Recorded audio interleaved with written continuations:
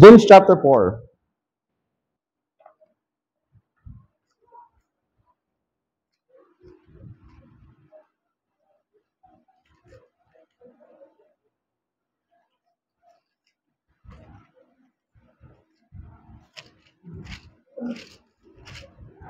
James chapter 4, verse number 6.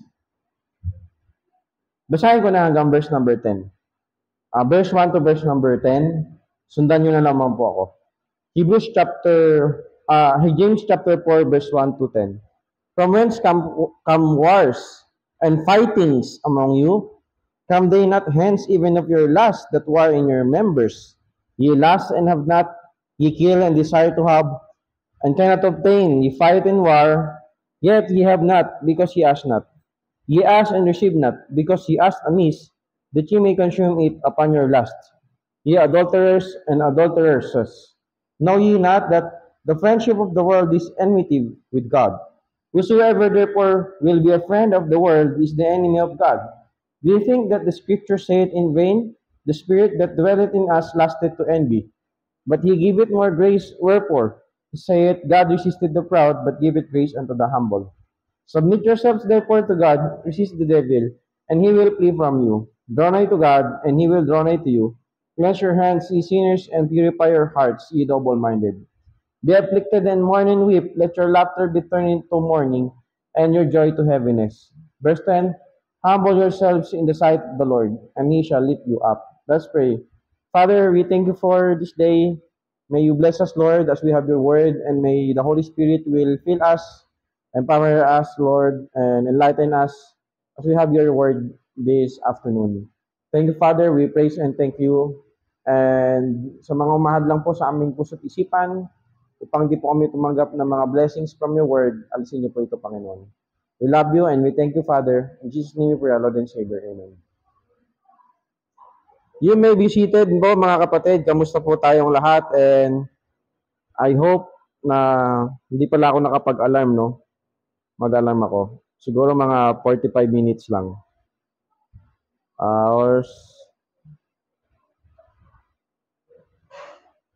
yeah. Alright. Yung epekto sa atin ng social media sa panahon natin, marami, di ba? Na-entertain tayo, hindi lang yon, na-educate tayo, hindi na tayo mabuhay pag walang wifi, tsaka walang data. Tama ba, mga kapatid? Kaya gagawin natin lahat, magkaroon lang tayo ng data, ng wifi para makapag-social media tayo. At marami din naman tayong mga nadi-discover. Hindi lang tayo na-entertain, hindi lang tayo nakaka-update. Kumbaga, this is the modern busybodies platform. Sa Bible, ang ibig sabihin ng busybodies, yung mga taong mahilig mga ilam ng may buhay ng may buhay. So, andyan na yung mga magko-comment, wala namang katuturan. Pero meron din tayong makikita na mga post, attack to Christianity, open attack to the Lord.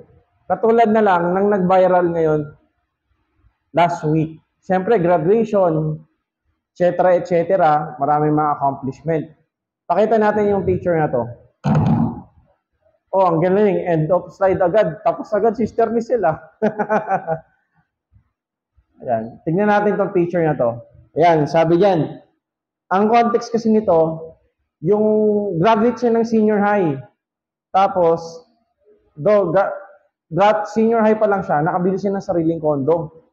Sabi nung nag-comment doon sa My Day niya, sabi niya, sana all po, grabe talaga si Lord magbigay, no? Sobra-sobra. Sana ako din sa susunod. Tapos nag-reply siya, sabi niya, ay, hindi po galing kay Lord yan. Galing po yun sa work ko. Hehehe. Di ba parang, pag unbeliever ka, parang nakaka-entertain. Pero pag believer ka, yung worldview natin, iba sa worldview ng hindi nakakakilala sa Panginoon. Amen po ba? Sa atin, pwede kang mabuhay ng 40 days nang walang kain. Pwede kang mabuhay ng 8 days nang walang tubig. Pwede kang mabuhay ng 8 minutes nang walang hangin. Pero hindi ka pwedeng mabuhay ng kahit isang segundo pag wala si Lord. Tinanong ko si ChatGPT kung accurate yun eh. Yung, oo nga daw. Diba? Kasi lahat ng meron tayo at kung ano man tayo, galing yan sa Panginoon. Kaya nakakalungkot yung mga gantong makikita natin. Halimbawa, merong isang komedyante at magsisimula yung pangalan niya sa Vice. Diba? May pagkakataon daw, nagbigay ng pera sa nanay, sabi daw nung nanay, oh, praise the Lord, thank you Lord. Sabi daw nung anak, ay hindi yan galing kay Lord, galing sa akin yan. Nature nating mga tao, mabuti na lamang naligtas tayo. Pero may mga pagkakataon na yung pagiging proud natin, pinag-aralan natin yan sa Sunday School. Say amen kung nakapag-Sunday School ka. Amen. Sa pride, mga kapatid, si Satan ang author ng pride. Itong chapter na to is about the rebuke of worldliness. Sinasabi ni Apostle Santiago, saan ang gagaling ang mga pag-aaway? Kasi nga, mula noon hanggang ngayon, yung mga tao worldly. Isa din doon yung pagiging nilang ma-pride. And in verse number 6 and verse number 10, hinihikayat tayo na maging humble tayo sa harapan ng Panginoon. Verse number 6, but He giveth more grace, wherefore saith, God resisted the proud.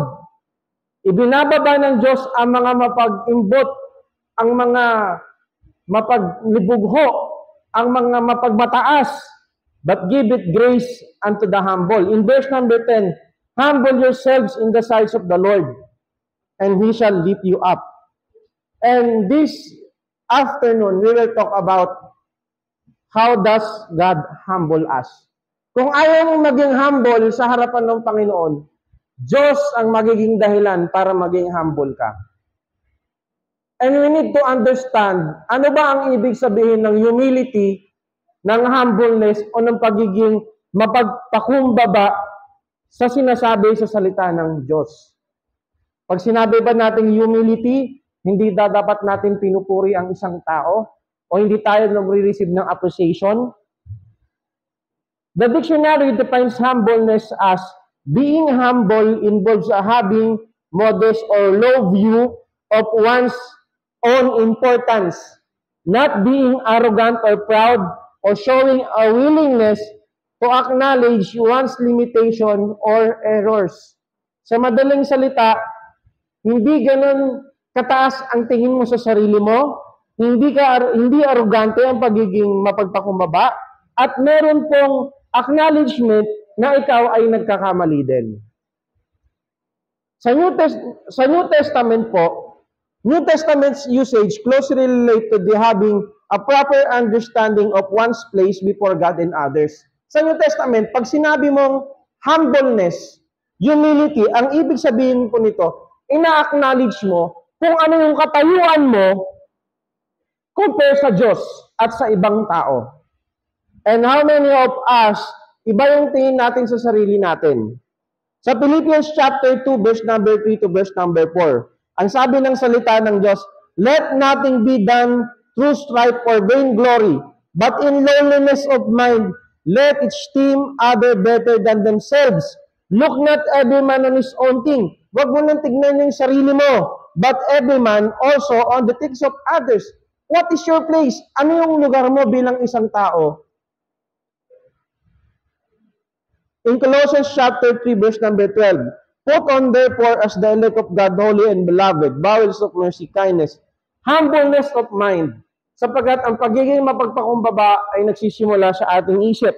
Meekness, long-suffering. James chapter 4, verse 6, binasa natin kanina, at inulit din niya sa 1 Peter chapter 5, verse number 5 to verse number 6. Likewise, ye younger, submit yourselves unto elder, yea, all of you be subject one to another, and be clothed with humility. Magsuot ng pagpapakumbaba, for God resisted the proud and giveth grace to the humble. Humble yourselves, therefore, under the mighty hand of God, that He may exalt you in due time. Saan ka lumulugar pagdating sa sarili mo at pagdating sa Diyos? Anong tingin mo sa sarili mo? Mas magaling ka ba sa Diyos? Mas magaling ka ba sa lahat ng tao? Wala bang room for improvement yung sarili mo? Hindi ka ba nagkakamali? Tingin mo ba mali ang Diyos na naglagay siya ng tempura? Temperature na ganito kainit. Meron pa ako nabasa sa Facebook, Lord, iligtas mo po kami sa bagyong ikaw ang nagbigay. Parang partly to, pero parang sinasabi mo, Lord, sa mga ginagawa mo, nagkakamali ka. And Bob Jones Sr. said, look at this. Pride is the ground in which all other sins grow. Kung bakit ang ibang mga kasalanan, galing yan, bunga yan ng pagiging mapagpaimbabaw, ng hindi pagpapakumbaba. It is the most deadly of sins. Pride is the sins that turned Lucifer into Satan. It is the sin that started the human race into sin. It is the sin that caused Herod to kill all the babies in Bethlehem. It is the sin that has damned the world and the sin that will damn your soul if you have it. Pride is the sin that God hates more than all other sins. Pride is the sins that will keep you from getting saved. Pride is the sin that will keep you from growing in grace. Pride is the sin that will take you straight to hell. And this month, the world is celebrating about this pride. Pride month. Let's celebrate diversity. Let's celebrate difference. I am not male. I am not female. I am this. This is my pronoun. Now, we Christian, we need to understand. We need to battle this sin. And we need to understand what is the remedy for this. And that is humbleness. Ano ba ang pagkakaintindi natin sa humility? Unang-una, let us understand what is humility. Tayo mga tao, we are dependent by design. Bakit ginawa ng Diyos si Adan at saka si Eva nung ika-6 na araw? Kasi kung ginawa ni Lord ng unang araw si Adan at saka si Eva, saan sila tatatak? Anong hangin ang kanilang sisingutin? Anong araw ang kailangan nila sa kanilang katawan? Anong pagkain ang kanilang kakainin? We are created and dependent as dependent. Hindi tayo mabubuhay ng tayo lang. God made man dependent. Adam was not made autonomous. But when Satan tempted them, hindi tinempt ni Satan si Adan tsaka si Eva into some things or some sins. But to what? Maging independent sila from the Lord. At mga kapatid, if you're trying to live your life independently from the Lord, you're missing the point of being a Christian. Paano po nagmamanifest ang pagiging independent natin mula sa Panginoon? Every time you wake up, when you don't pray, you're telling God, Lord, it's okay, I can do it. I don't need you. Pag hindi ka nagpe-pray, Brad, pagising mo sa umaga, parang sinasabi mo sa Panginoon, Lord, kaya ko na. Pag hindi mo sinasangguni sa Panginoon, lahat ng mga dinidibdib mo, parang sinasabi mo kay Lord, Lord, sa mga hindi ko na kayang problema, tsaka lang ako hihingi sa'yo ng tulong. Any attempt to make man a creature who can live independent from God is doomed to failure. Magkakamali at magkakamali ka. Mag-fail ka din because you are not designed to be independent. Kailangan mo ang Diyos sa buhay mo. Man can no more joyfully and peacefully live independently from God. Hindi mo kaya. Kaya nga meron tayong kanta, we need the Lord every minute, every seconds of our life. Next, any change that will ultimately help a man must move him away from autonomy or self-sufficiency and must move him toward dependence upon his Creator. Guys, let us always realize na palagi natin kailangan ang Diyos Saan? Kailangan mo lang ba ang Diyos kapag ikaw may problema? Hindi lang. Sa lahat ng pagkakataon, kailangan po natin ng Panginoon. Sa pag-aaral natin, kailangan natin ng Diyos. Sa bahay natin, kailangan natin ng Diyos. Sa pagtatrabaho natin, kailangan natin ng Diyos.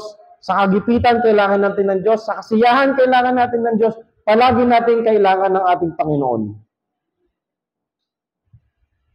Kapag ikaw, pumunta ka sa grocery, di ba? Halimbawa, si Charity, pumunta sa grocery.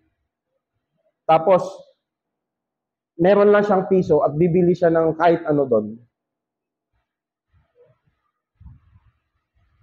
At binayad niya sa counter. Tapos iisipin niya, ay, akong bumili nito. Pero wala kang mabibiling piso sa Pure Gold. Meron ba? Wala. Kaya siya nakakakuha ng mga bagay na nakakain niya, meron siya. Kasi depende siya sa magulang niya. Okay? Pero kung sa lang, wala siya mabibili. Same with us. Minsan tinatry mo yung buhay mo na wala ang Panginoon. Bakit? Check yourself. Kamusta yung prayer life natin? Kamusta yung Bible reading natin? Look at Nebuchadnezzar. Powerful. Kahit sino ka pang tao. Pero, ang Diyos, napakatalino at napakadakila. Si Nebuchadnezzar, world superpower, pinakamalakas sa lahat ng tao in his time. Pero anong ginawa sa kanya ng Panginoon? Ginawa siyang baliw. Para siyang naging aso. Para siyang naging wild beast. Ano nangyari? After how many years, bumalik sa kanyang katinoan nung na-acknowledge niya na siya ay nilalang lang at kailangan niya ng kanyang creator. And same with us, guys. Sige, matikman man natin lahat ng bagay, pero kung wala ang Panginoon sa buhay natin, wala pa rin tayong kwenta. Humility, the hallmark of dependent creature. When you say hallmark, characteristic, or symbol. Sabi ni Andrew Murray, humility is simply man's acknowledging the truth of his position as man and yielding to God his place. Bakit? Ano ngayon? Ang mga tao ayaw nilang tanggapin na ganun sila dinesign ng Diyos. Naintindihan po natin yung pride month. Kung naiintindihan mo na ikaw ay created ng Panginoon, bilang ganyan ka. No, Lord, mali yung pagkakadesign mo sa akin. Dapat ganito. They're not acknowledging the truth. Now, are you acknowledging the truth about your position before God?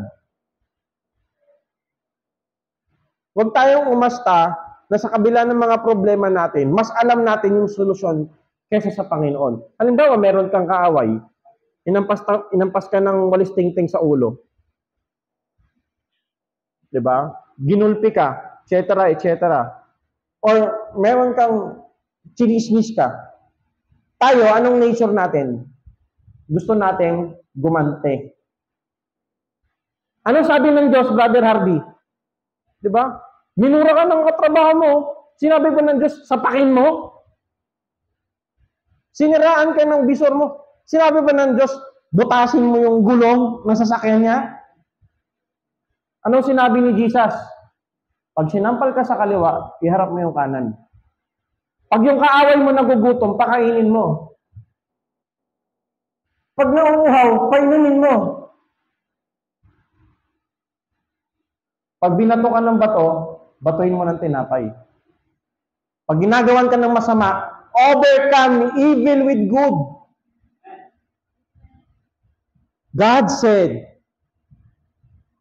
vengeance is mine, I will repay thee. Pag ikaw, pinangungunahan mo ang Diyos na ikaw ang maghihiganti, parang sinasabi mo kay Lord, ang bagal mo Lord, ako na. Bagal mo eh. Gusto natin makita yung, parang naalala niyo si Jesus, andun sila sa border ng Tyre and Sidon. Sabi ng dalawang apostol, Lord, di naniniwala sa'yo. Magpe-pray na ba kami ng Lord, Magpe-pray na ba kami ng apoy para masunog sila? Sabi ng Panginoon, wag. Gusto natin yung mga ganong pangyayari.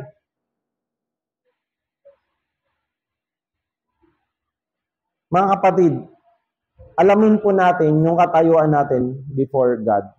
Do we know our place? No man has been humbled before God, is self-justifying, self-protective, or self-confident.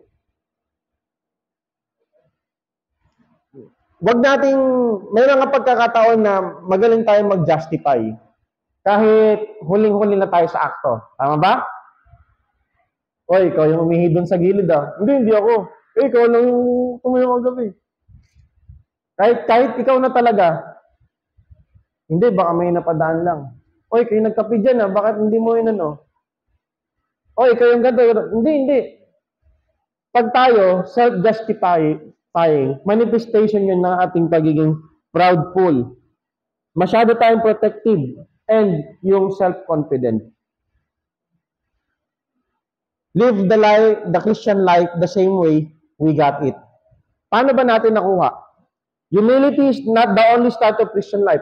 Walang ligtas na makakapagsabi na ako ang may dahilan kung bakit naligtas ako. Mabait kasi ako eh. Kaya mapupunta ako sa langit. Walang taong ligtas na gano'n. Naintindihan ba natin? Ikaw ba mapupunta ka sa langit kasi mabait ka? Hindi. Dahil sa ginawa ng Panginoon sa krus ng Kalbaryo. Now, nung tayo ay nakakilala sa Panginoon, hinambol natin yung sarili natin na, oo nga, Lord, hindi ko kayang iligtas yung sarili ko. Lord, iligtas mo ko. Naligtas tayo. That's the beginning.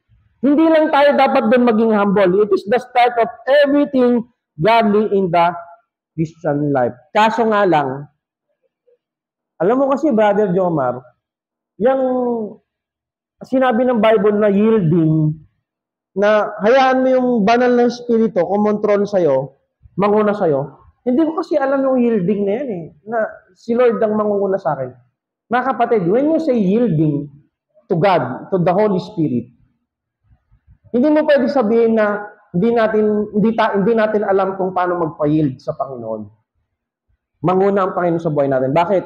Kasi lagi tayong nagpapanguna sa ating laman. Nakuha natin yun. The same way you yield by the flesh, the same way you yield yourselves sa banal na espiritu. Hahayaan mo ang banal na espiritu na kumontrol o manguna sa buhay natin. Being clothed with humility is a concept that most of us very likely have never considered. Kaya sabi, suotin mo yung pagiging magpapakumbaba. Clothe it. Ibig sabihin, tayo, ma-pride talaga tayo. Old nature natin yun. Kaya nga dapat, hindi tayo maging ma-pride. Suotin natin, let this mind be in you which was also in Christ Jesus. Naging humble siya. Let us know our place. Our aversion to the whole idea of humility is testimony of poverty of understanding of God's way. Kung bakit hindi tayo humble? Kasi wala eh, kulang yung pagkaalam natin kung sino ang Diyos at kung sino yung place natin. Alam niyo yung salitang nasabihan ka na ba ng words na alamin mo kung saan ka lulugar. Nasabihan ba tayo ng ganun? O pero alam niyo yung ganun. You must know your place. And same with God. You must know your place before God. Alamin mo kung saan ka lulugar. That is humbleness. Now, kung hindi tayo magiging humble sa harapan ng Panginoon, and we understand, when we say humility in the Bible, you must know your place before God and the others. Diyos ang mag-humble sa atin. How does God humble us? Are you ready? Are you still there? Amen? Nandiyan pa kayo mga kapatid. Meron pa akong 24 minutes. Number 1. Basahin natin lahat. Ready? Go. He can send us a problem we can't handle to expose our helplessness. Kala natin lahat ng problema kaya mong solusyonan. Hindi mo kaya, mga kapatid. Pag yung nanay at tatay mo, kamag-anak mo, mamamatay na, anong magagawa mo? Pag ikaw nasa bingit ka na ng kamatayan, ano magagawa mo? Who is this man? His name is Naaman. Great soldier. general, mayaman, tanyag, pero dumating sa buhay niya na siya ay nagkaroon ng sakit sa balat, ng ketong. At sobrang desperado niya. Anong nangyari? Nag-travel siya ng malayo, papuntang Israel, para ma-meet ang propeta na nagngangalang Elijah. And then what happened? Lumubog siya sa ilog Jordan. Okay? Nung una, ayaw niya, sabi niya, maraming mas magagandang tubig. Ba't dito pa? Napakadumi dito. Tingnan mo nga naman, kahit ngayon, napakadumi. Do you understand, mga kapatid, na yung mga problema na binibigay sa atin ng Panginoon, pinapakita niya sa atin na tayo ay helpless. Kasi, ang yabang-yabang mo na eh. Kaya pag dumadating yung problema sa buhay natin, huwag mong isipin na, ay challenge lang to ng Panginoon. Oo, challenge ng Panginoon. Pero huwag mo ding aalisin yung pagdidisiplina sa iya ng Panginoon. At huwag mo din nating kakalimutan na yan yung pamamaraan ng Panginoon na hinahumble tayo ni Lord. Amen? Na-expose tayo na hindi natin kaya. We are helpless. So pag may dadating ng mga pagkakataon, mga problema sa ating buhay, and we cannot handle it, God is telling us, you are helpless, come to me. Amen? So, tanungin natin yung buhay natin. May mga pagkakataon pala, balikan mo yung mga naging problema mo. Sinasabi sa iyo ng Diyos na, alam mo yung eto, sabi ni Kuya Juni, ayan, sa pakikipag-away, pag eto, na ganon mo, wala. May idiom yun sa American eh.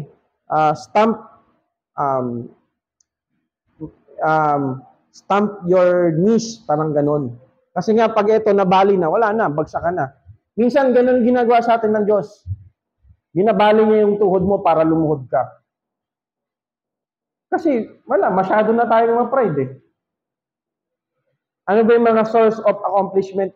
Yung source of pride natin, accomplishment, mga investment mo, yung mga napundar mo, yung mga titles mo, yung education mo, yung pera mo, lahat ng nasa sayo, source of pride.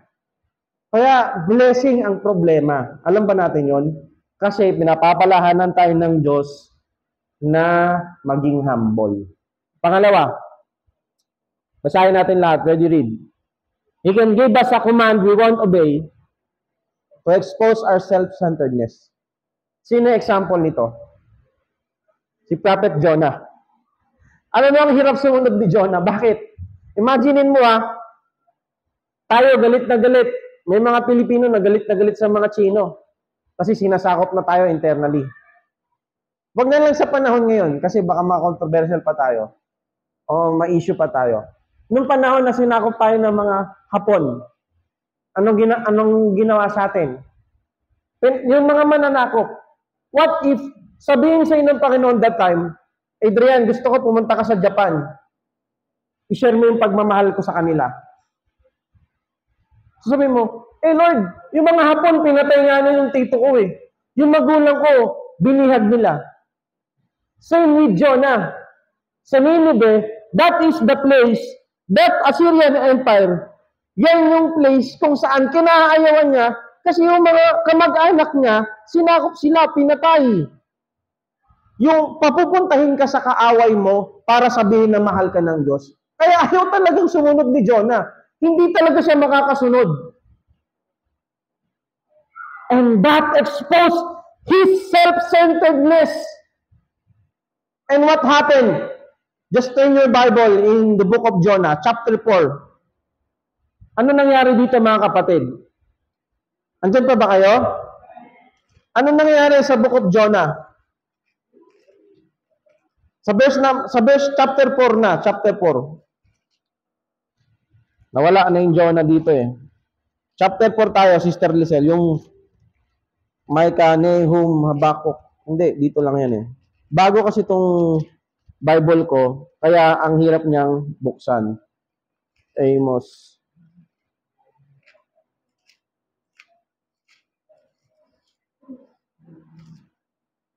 chapter 4, verse number 5. So Jonah went out of the city and sat on the east side of the city. And there made him a booth and sat under it in the shadow till he might see what would become of the city. Ano ginawa ni Jonah? Hindi ginawa ng Panginoon yung Nineveh. Pinanood niya kung anong gagawin ng Diyos, kung magpapadala ba ang Diyos ng apoy mula sa langit at tutupukin sila dahil sa kanilang mga kasalanan. Verse 6, and the Lord God prepared a gourd, when we say gourd, plant, and made it to come up over Jonah, that it might be a shadow over his head, to deliver him from his grief. So Jonah was receiving blood of the gourd. So dahil sobrang init, ang ginawa ng Diyos, nagpatubo siya ng halaman para magkaroon ng tabing si Jonah sa kanyang ulunan. Verse number 7, but God prepared a worm when the next morning rose the next day, and it smote the gourd that it withered. Nagpadala naman ng Diyos ng uod para yung plant na itinanim na pinatubo ng Diyos ay mawala. Verse number 8, and it came to pass, when the sun did arise, that God prepared the vehement east wind, and the sun beat sobrang init upon the head of Jonah, that he fainted. Anong tawag dito? Na stroke na. And wished in himself to die. Sabi niya, Lord, mamatay na lang sana ako. And said, it is better for me to die than to live. And God said to Jonah, dost thou well to be angry for the gourd? And he said, I do well to be angry even unto death. Sabi ni Lord, magagalit ka dahil nawala yung halaman? Sabi ni Jonah, oo Lord, kahit sa kamatayan, galit ako.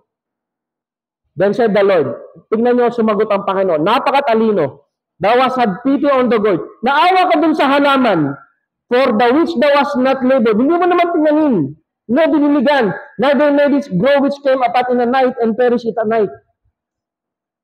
Naawa ka dun sa bagay na hindi mo pinagtrabahuhan. Verse number 11, look at this guys. And should not I spare Nineveh, that great city wherein are more than 6,000 persons that cannot discern between their right hand and their left hand, and also much cattle? Anong ibig sabihin ng Lord dito? Naawa ka dun sa halaman, pero hindi ka naawa dun sa libo-libong mga baby. Ang tinutukoy dito, cannot discern between right hand. Hindi alam yung kanan at kaliwa. Yung mga baby yung tinutukoy dito. Hindi ka naawa dun sa mga baby na mamamatay?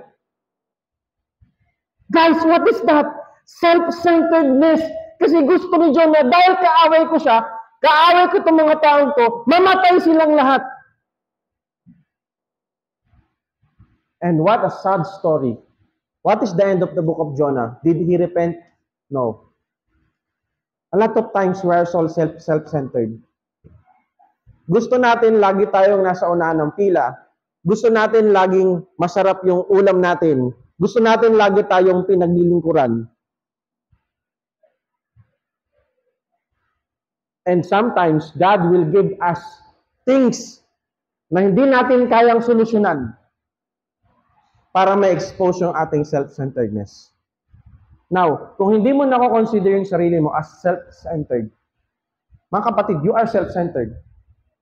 Kaya nga gusto mong makamit mga dreams, yumaman ka, etc., etc. When in fact, all of those things, maiiwan lang natin dito sa buhay. And yet, maraming mga kaluluwa na mamatay, mapupunta sa impyerno. What is more? Ano yung mas mahalaga? Yung yaman mo? O yung mga kaluluwa na pupunta sa impyerno? All of us, self-centered. Number 3, paano tayo inahabol ng Panginoon? Matindi to mga kapatid. He can arrange an outcome we cannot control to expose our sinfulness. Kilala ba natin to? Kilala natin siya?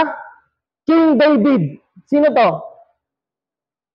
Prophet Nathan. Sa history, yan ang pinakamatinding rebuke pag binasa mo.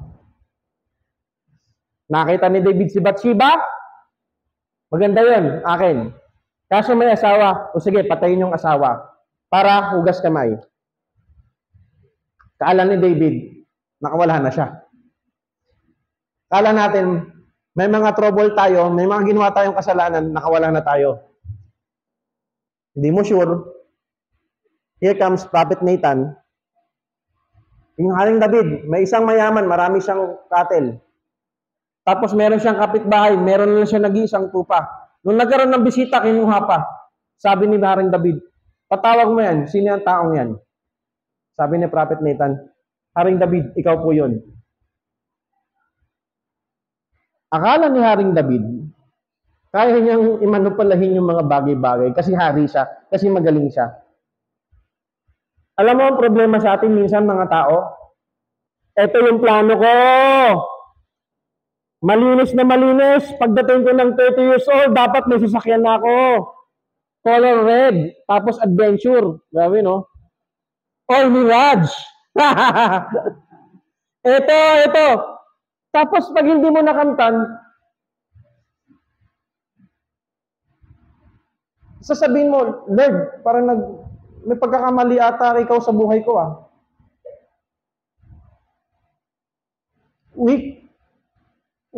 Ang tawag dito, we clench our hands and say to the Lord, Lord, why? Alam mo yung,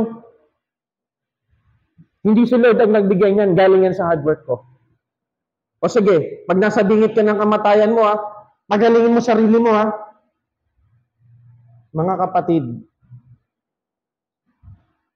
we don't know kung anong mangyayari sa ating kinabukasan. Kahit ano pang plano, ganda ng plano mo. Pag tayo nagiging proudful na tayo kasi, tignan mo, ito yung plano ko, ang ganda, nasunod lahat. May mga pagkakataon na i-humble ka ng Panginoon. Na hindi lahat ng pagkakataon kaya mong kontrolin. And that's how God humble us. Kaya pag nangyari na, nangyari na. Mag-move on na tayo mga kapatid. Amen? Wala eh. Huwag na tayo mag-dwell sa past. Sabi nga sa akin ng isang kapatiran, dapat ang buhay, parang nagdadrive lang. May dalawang side mirror. Yung side mirror, pag nagdadrive ka, hindi ka pwedeng tumingin dyan ng matagal. Pasulap-sulap lang. Sulap-sulap lang. Ganon din po sa buhay, Brother Harvey. Yung past mo, huwag ka mag-dwell doon. Tingin ka sa present, tingin ka sa future. And last, are you still there? Amen? But not the least, paano tayo na-humble ng Panginoon? Altogether, ready read. He can show us a God we can comprehend. Hindi pa. One more time. He can show us a God we can comprehend to expose our finiteness. And who is the best example of this? No other than Job.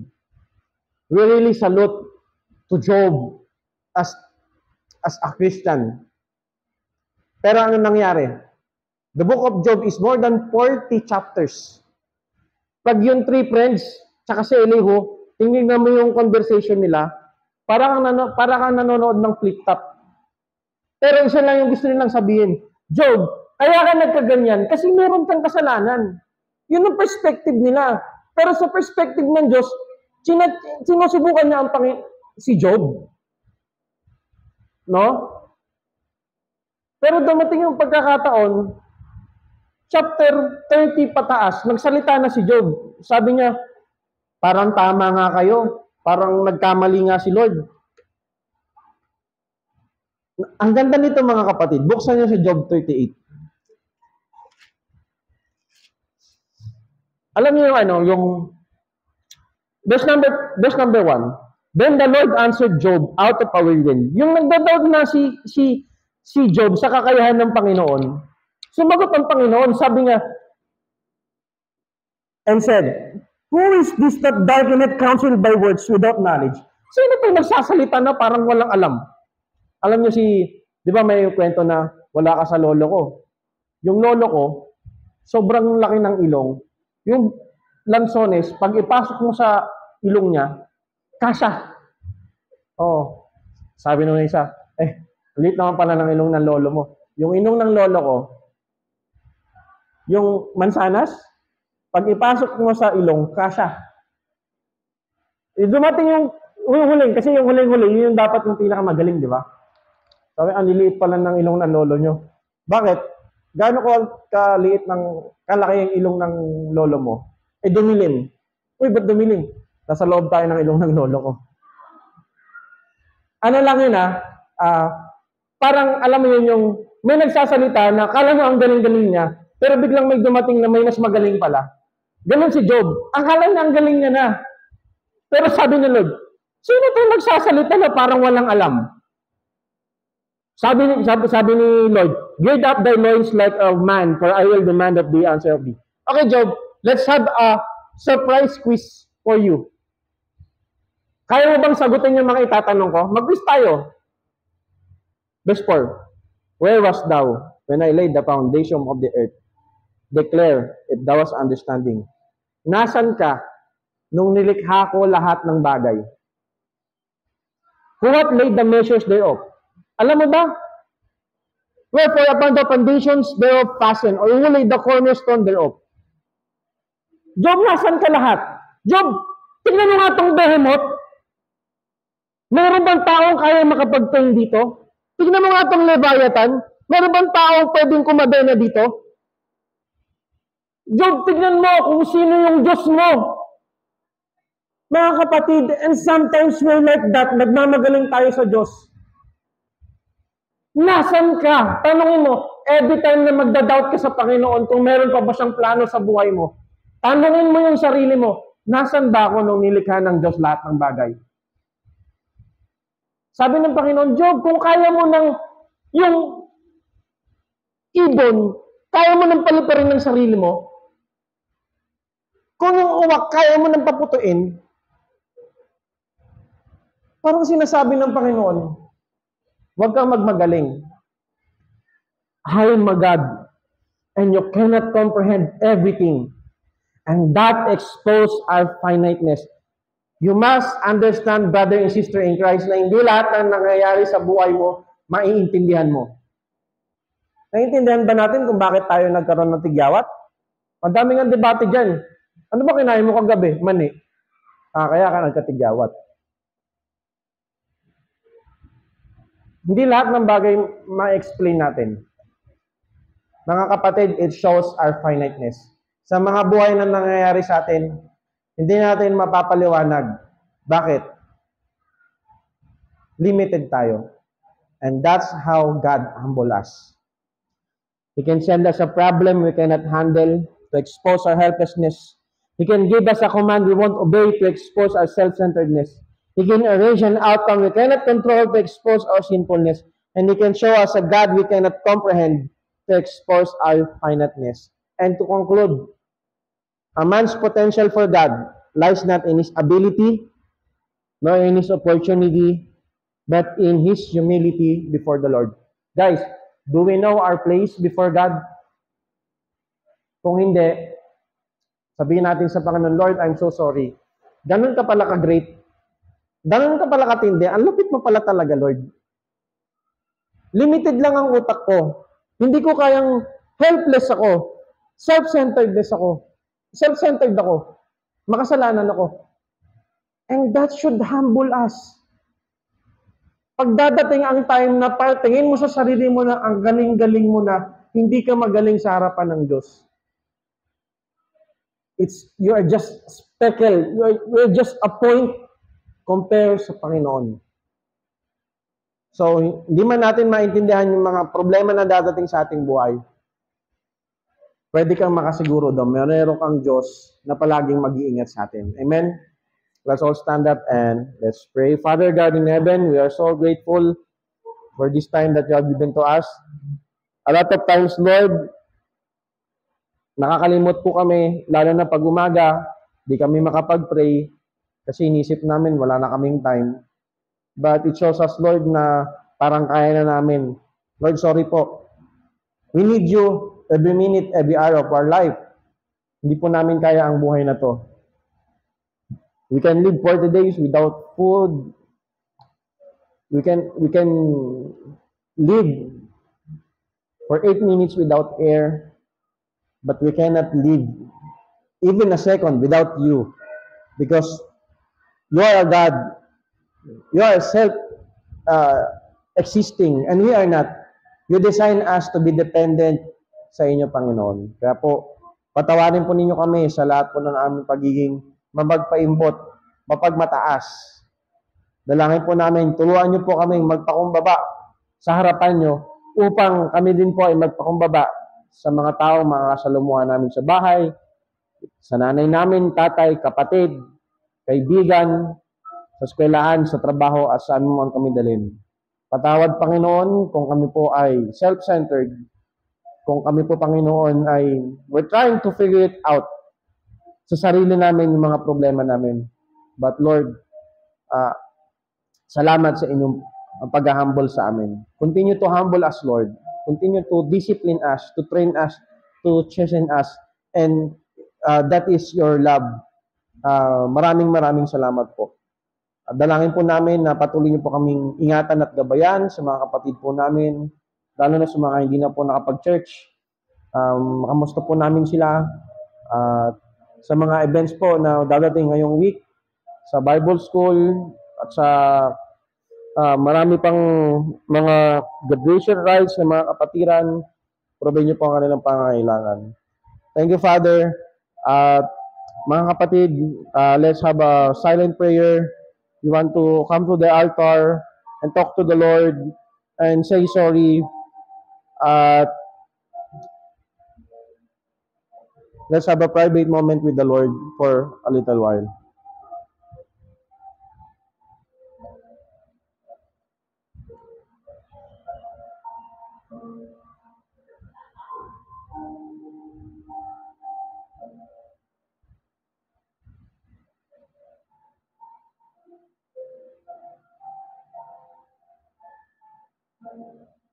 Father, once again, we thank you very much. Dalangin po namin sa aming mga gagawin pa. I-bless niyo po kami. Sa aming pastor, palatuloy niyo po siyang palaging ingatan, lalo na sa kanyang pagmamaneho at sa kanyang health, kasama ng 10 ng kanyang pamilya, at sa siniluan po sa kanilang pag-celebrate today ng kanilang anniversary. Bless niyo po ang Pilgrim PBBC Siniluan. Thank you, Father. In Jesus' name, pray, Lord and Savior. Amen. Amen. Let's call our brother Hardy to pray for our offering.